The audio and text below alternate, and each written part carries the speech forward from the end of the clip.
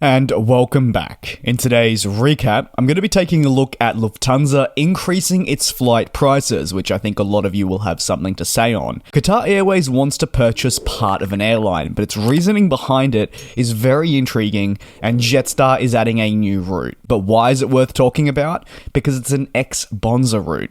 Let's begin with the feature story. According to the Australian Financial Review, Qatar Airways could be nearing the purchase of a stake in Australian carrier Virgin Australia. The chase of Virgin Australia from the Doha-based company is coming as it attempts to increase its market share into the country. This is something it has expressed interest in doing time and time again. Unlike Qantas, Qatar Airways continued flying during the global pandemic and has since seen significant opportunities to pounce.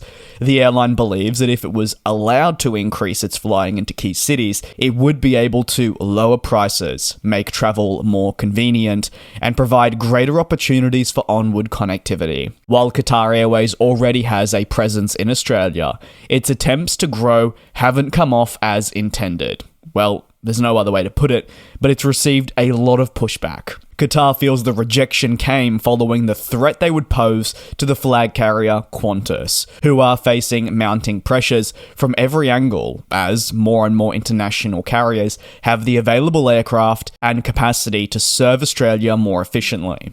In 2023, Qantas's outgoing CEO Alan Joyce, a name I bet you didn't think you'd hear again, backed the government rejection of allowing Qatar Airways to expand further. And for clarification, Qatar was seeking 21 additional services per week to cities on the east coast of Australia, which would have added, according to them, up to $800 million in tourism revenue. Joyce argued that the rejection was in the best interests of Australians and would protect the country. He revealed his stance at a committee that was investigating the cost of living crisis. He very firmly believed that everything Qatar Airways said they would make possible wouldn't happen and would be the opposite. A purchase of Virgin Australia, though, would likely be a 20% stake in the airline, which is owned by Bain Capital and was thrown into administration during the pandemic, with its future certainly in limbo.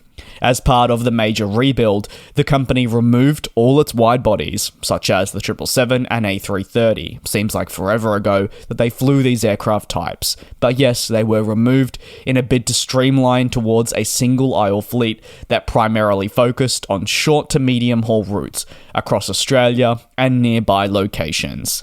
If Qatar Airways were to proceed with its interest in obtaining 20% of Virgin Australia, an existing partner, it would have greater access to Australia through another means, and especially domestically. Furthermore, it could entice more loyal Virgin Australia customers to use Qatar Airways alongside prospective ones as well. It's very interesting to see just how determined Qatar Airways are to get into the Australian market. You can let me know your thoughts down below in the comments. Over to one of the more controversial stories, purely because I do know a lot of people are going to have something to say on this. Lufthansa has unveiled plans to increase its ticket pricing, and this comes thanks to a new environmental surcharge from flights departing after January 1. As part of the new plan, the group says it'll add the surcharge to all flights departing the EU, UK, Norway, Switzerland from tickets that were issued after June 26 for, again clarification, departure from January 1 of next year. However, the environmental surcharge will greatly range from either €1 up to €72 per passenger.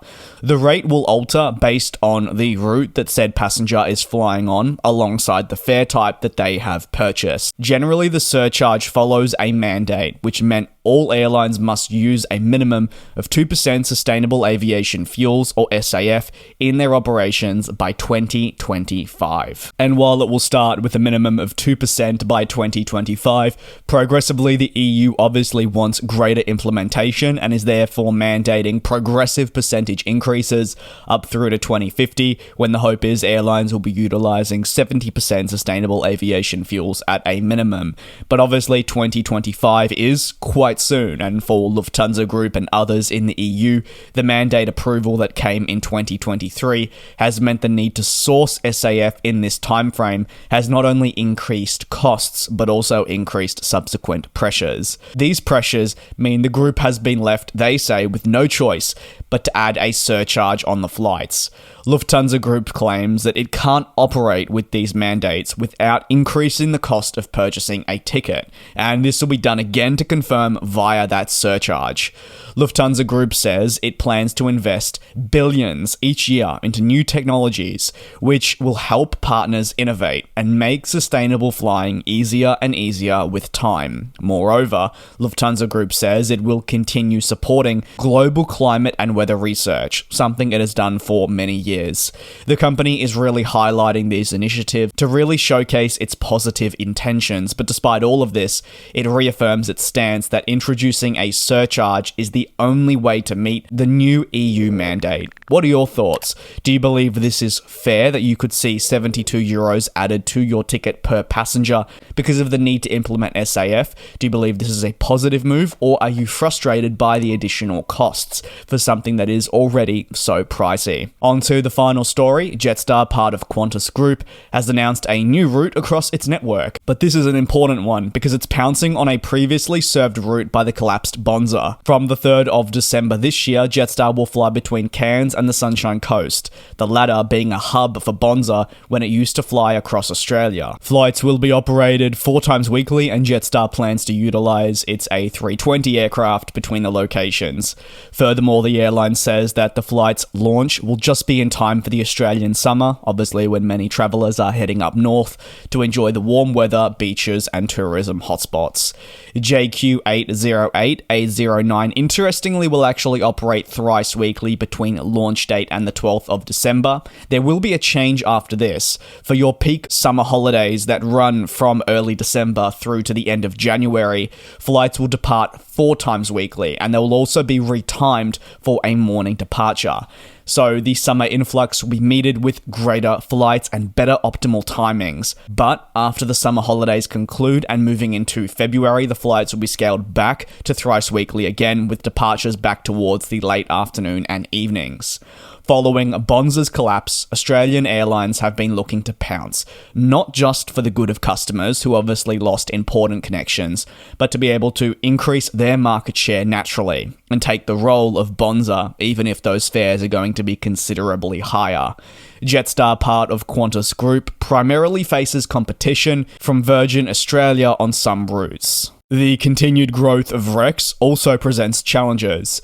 The executive manager for customers at Jetstar says that the new flights will carry 4,000 plus monthly customers, whereas Sunshine Coast Airport says that the new service will help connect regions and provide greater levels of tourism. Remember, this is an airport now without Bonza for the upcoming 2024-2025 summer schedule.